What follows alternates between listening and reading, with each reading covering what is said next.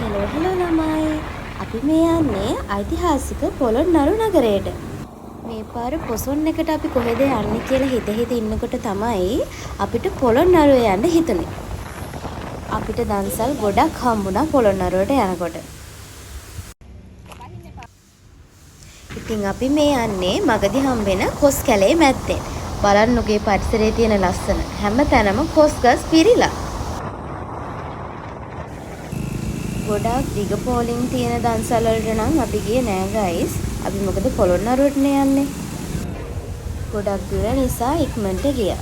ඉතින් අපිට මාළු බනිස් දන්සලකුත් හම්බුණා. මේ පොලිමේ යන ගමන්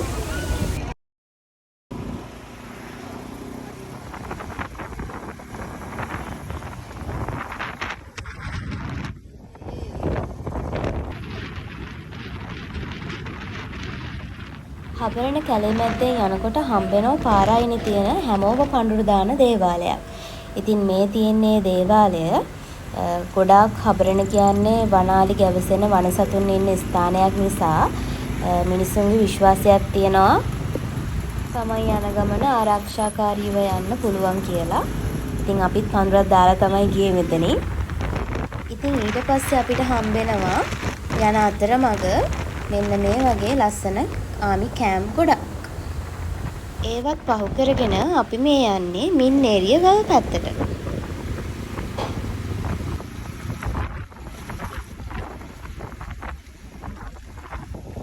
ඉතින් ඊට පස්සේ අපිට ගමන් මහන්සියත් හින්දා අපි චුට්ටක් මින්නේරිය වැව ගාව පොඩ්ඩක් බහැලා මූණකට චුට්ටක් හොදගෙන අපේ ගමන ආයෙත් යන්න පටන් ගත්තා.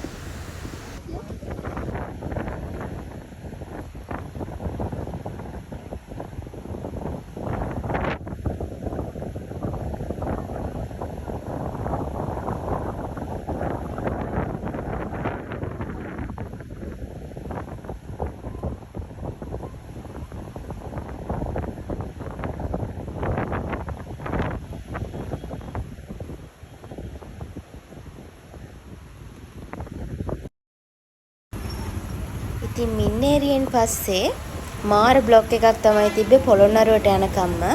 අපි පොළොන්නරුවට එද්දි හිතුවේ නෑ මෙච්චර සෙනගක් පොළොන්නරුවට ඇවිල්ලා ඉඳී කියලා. පුදුම බ්ලොක් එකක් තමයි තිබ්බේ. ඒ යන ගමන් ට්‍රක් එක්ක අලි දෙන්නෙකුත් හිටියා. මං හිතන්නේ පොළොන්නරුවේ තියෙන පෙරහැරකට තමයි මේ එකයි යන්නේ.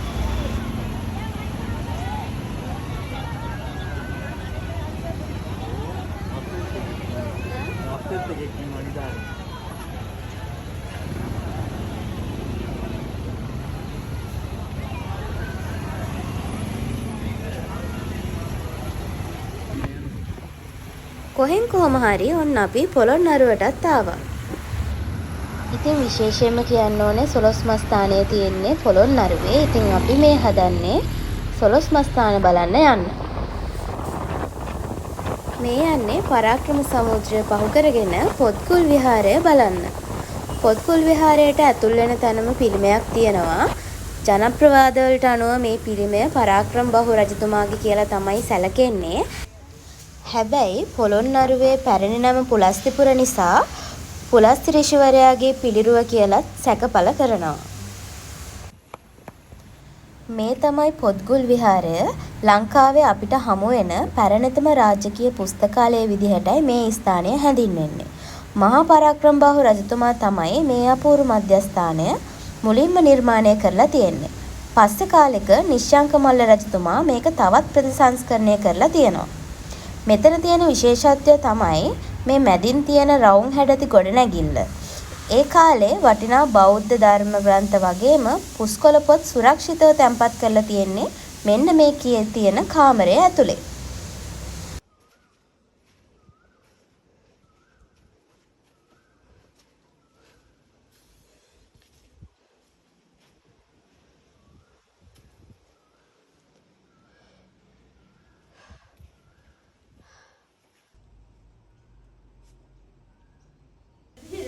බලන්නකො ඒ කාලේ කරලා තියෙන දේවල්.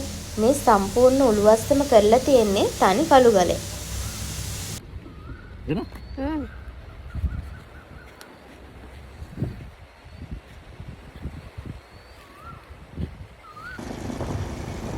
පරාක්‍රම සමුද්‍රයේ වැව් බැම්ම දිගේ අපි මේ යන්නේ ඊළඟට දියත උයන බලන්න.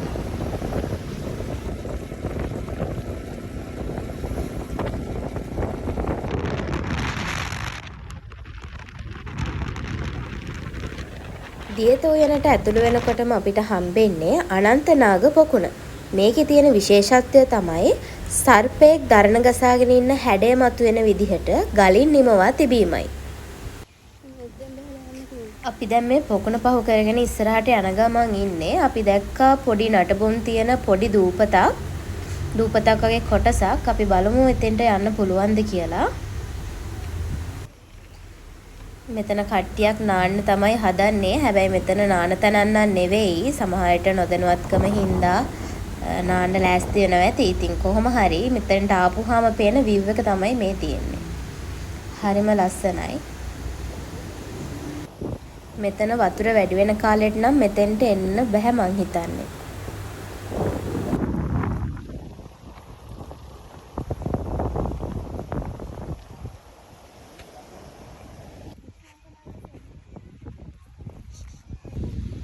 කලාකීඩා විනෝද මණ්ඩප ගල්ලාසන ලිපිය. රාජ්‍ය කාලය නිශ්ශංක මල්ල. ක්‍රිස්තු වර්ෂ 1187 1196. කාලය ක්‍රිස්තු වර්ෂ 12 වන සියවස. අක්ෂර මධ්‍යකාලීන සිංහල. භාෂාවත් මධ්‍යකාලීන සිංහල. අන්තර්ගතය නිශ්ශංකමල්ල රජු ශ්‍රී ලංකාව සුරක්ෂිත කළ බවත් ලබාගත් ඉන්දිය යුද ජයග්‍රහණය පිළිබඳවත් සඳහන්ය. එසේම ජනතාවට දෙන ලද විවිධ දාන විහාරාම ප්‍රතිසංස්කරණය සහ ආර්ථිකයේ දියුණුව පිළිබඳව සඳහන් කරයි. මේ ආසනයෙහි රජු කලා ක්‍රීඩා විනෝදාංශ නැරඹීම සඳහා අසුන්ගෙන සිටි බව සඳහන් කර තිබේ.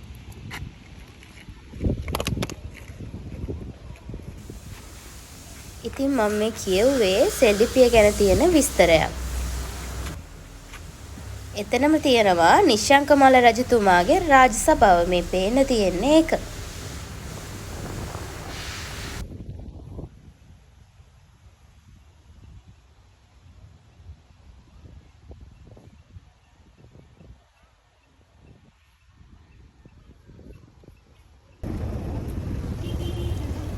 ඉතින් ඔයාලා මේ දකින්නේ ඩඩ්ලි මහත්තයාගේ අරලිය පත් දන්සල. අපි ඉතින් දන්සලෙන් කන්න බලාගෙන තමයි ආවේ. ඒ වුණාට පොලිම තියනවා කිලෝමීටර් 1.5ක් විතර. ඉතින් අපි දන්සලට යන්නේ නැතුව අපි ගියා ගල් විහාරය වැඳ පුදා ගන්න. ඉතින් ඒක ගැන මම පොඩි විස්තරයක් කියන්නම්කෝ. පොළොන්නරුවට යන කෙනෙක් අනිවාර්යයෙන්ම බලන්න යන අපේ රටේ තියෙන අතිශය උත්කෘෂ්ඨම කලා නිර්මාණයක් තමයි ගල් විහාරය කියන්නේ. මේක මුලින්ම හඳුන්වලා තියෙන්නේ උත්තරාරාමය කියලා. මහා පරාක්‍රමබාහු රජතුමා තමයි එකම කළුගල් පර්වතයක් හාරලා මේ අපූර්ව පිළිම වහන්සේලා නිර්මාණය කරලා තියෙන්නේ. මෙතන ප්‍රධාන වශයෙන්ම බුදු පිළිම වහන්සේලා 4 නමක් දකින්න ලැබෙනවා. ඒ තමයි ඉදි පිළිම දෙනමයි, හිටි පිළිම වහන්සේ සහ සැතපෙන පිළිම වහන්සේ. මේ හැම පිළිමයකින්ම බුදුරජාණන් වහන්සේගේ මහා කරුණාව සහ ශාන්තභාවය ඊටාම අපූර්වට මතු කරලා තියෙනවා. විශේෂයෙන්ම අඩි 23ක් විතර උස හිටි පිළිම වහන්සේගේ දෑත් පපුව මත බැඳගෙන ඉන්න ඉරියව්ව සහ අඩි 46ක් දිග සැතපෙන පිළිම වහන්සේගේ කොට්ටේට එබිලා තියෙන හිස කොටස වගේ සියුම් කැටයම් දැක්කාම ඒ කාලේ අපේ ශිල්පීන්ගේ දක්ෂතාවය ගැන පුදුම හිතෙනවා. ඔයාලා දන්නවද ලංකාවේ 4 වෙනියට විශාලතම දාගැබ මොකක්ද කියලා? අපි දැන් බලන්න යන්නේ අන්න ඒක. ඒ තමයි පොළොන්නරුවේ තියෙන රන්කොත් වෙහෙර. ක්‍රිස්තු වර්ෂ 12 වන සියවසේදී නිශ්ශංකමල්ල රජතුමා හදපු මේ මහා සෑය මුළුමනින්ම ගඩොලින් තමයි හදලා තියෙන්නේ. හැඩය හරියට රුවන්වැලි සෑය වගේමයි. මේකේ පැරණි නම තමයි රතන චේතිය. ඊළඟට ඔයාලා මේ දකින්නේ කිරිවෙහෙර. මේක හදලා තියෙන්නේ පරාක්‍රමබාහු රජතුමාගේ බිසව වන සුභද්‍රා දේවියයි. මේකේ මුල්හුණු පිරියම් අදටත් තියෙනවා. මම මේ ඇවිදගෙන යන පාර දෙපැත්තේ එවකට ස්වාමින් වහන්සේලා වැඩ වාසය කරපු ආවාස ගෙවල් තියෙනවා. කාලිංග මාග ආක්‍රමණයෙන් කාලිංග මාග ස්වාමින් වහන්සේලාව සමූල ඝාතනය කරලා මේ ආවාස ගෙවල් විනාශ කරලා දාලා තියෙනවා. පස්සේ සමූල ඝාතනය කරපු ස්වාමීන් වහන්සේලාගේ සිරුරු කොටස් ආදාහනය කරලා චෛත්‍යයක් හදලා තියෙනවා. මේ චෛත්‍යයත් කිරිවෙහෙරට එහා පැත්තෙන් හදලා තියෙන්නේ. මේ පේන්න තියෙන්නේ ඔයාලට ලංකාවේ තියෙන උසම බුදුමැදුර. අපි ඉතින් එතෙන්ට ගියාම අංකල් කෙනෙක් මේ ගැන විස්තරයක් කරනවා.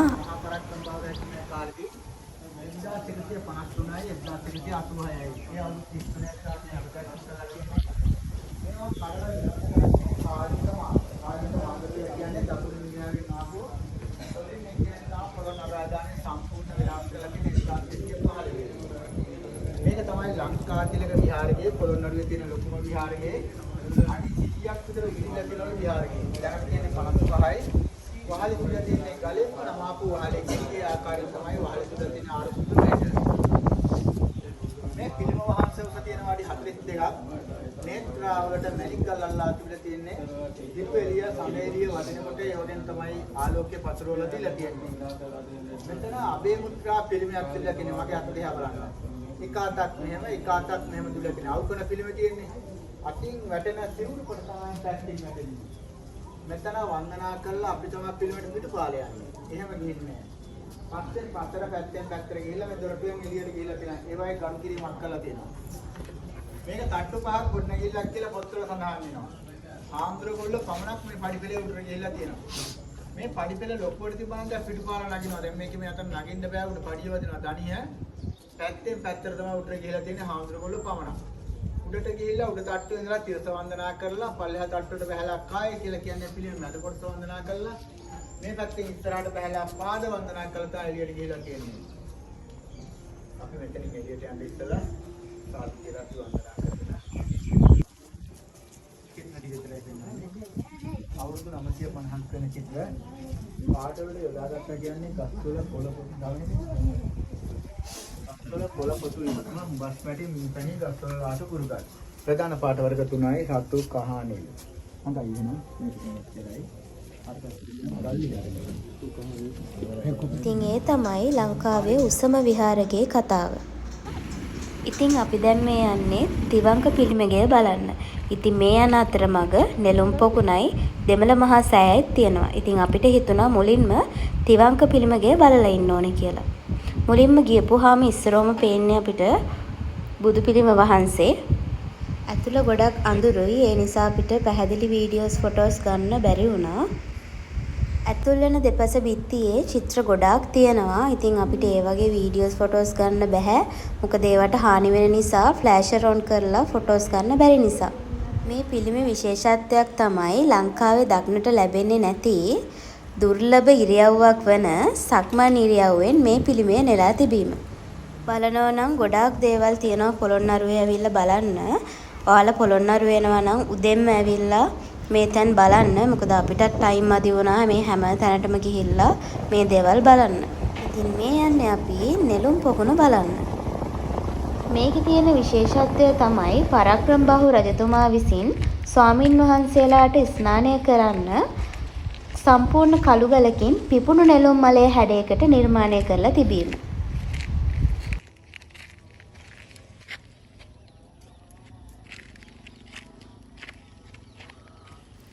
ඉතින් නෙළුම් පොකුණක් බලලා ගොඩක් හවස් වෙච්ච නිසා අපි ආපහු යන්නත් ඕන නිසා හබරණ මැද්දෙන් අපි දෙන්න ගියා නාන්න. ඉතින් බලන්නකො හවසට මේ පරාක්‍රම සමුද්‍රයට පේන view එක ඉර බැහැගෙන යනකොට අහස තැඹිලි පාට වෙලා පේන ලස්සන. ඇත්තටම වීඩියෝ එකෙන් දකිනාට වඩා ඇස් දෙකෙන් බලද්දී මෙතන මාරම ලස්සනයි. ඉතින් අපි නාන්න ගියපු තැනට යද්දී ගොඩාක් කරවල වෙලා තිබ්බා. වීඩියෝස් පේනවනේ පේන විදිහ. ඉතින් නාලහෙම ඉවර වෙලා උණු ප්ලේන්ටි එක ආප්ප කන්න තමයි අපි මේ හදන්නේ. ඉතින් ආප්පත් කාලා අපි දෙන්න ආපහු කුරුණෑගලට පිටත් වෙන්න තමයි යන්නේ.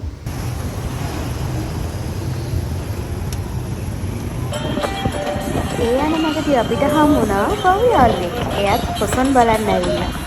පවුලි කට්ටියත් එක්ක කොරියේ නැගලා පොසොන් බලන්න යනවා. විදිහට තමයි අපේ පොළොන්නරුව ගමන ඉවර වුනේ. ඉතින් මේ වගේ ලස්සන වීඩියෝස් බලන්න කැමති නම් අපේ subscribe කරලා තියාගන්න. ඉතින් අපි ඊළඟ වීඩියෝ එකෙන් හමු වෙමු. bye